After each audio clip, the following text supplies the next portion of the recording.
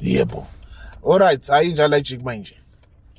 Asiphinde sicabangele ne. Mina ngiyena wakini.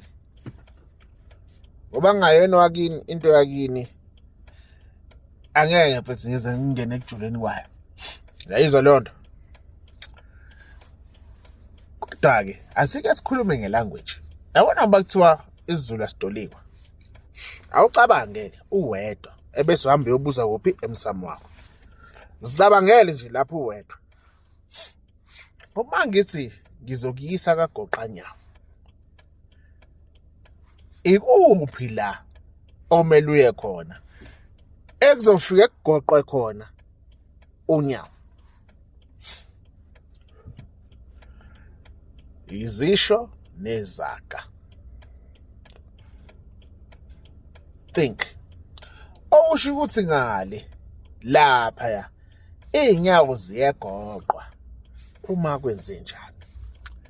Ake ngicabangise-ke futhi-ke. Thina kuqala. Thina abantu abambisholo kuqala. Uma kushona umuntu engcwatshwa. Yini indaba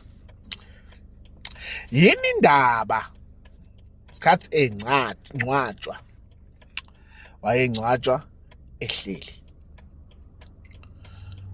umnumzane umngcwabo womnumzane wawunjani?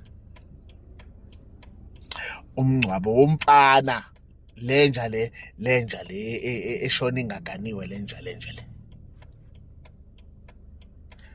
ukutshalwa kwenkosi kuyini kube kanjani?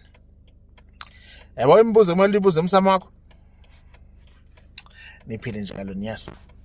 Cha.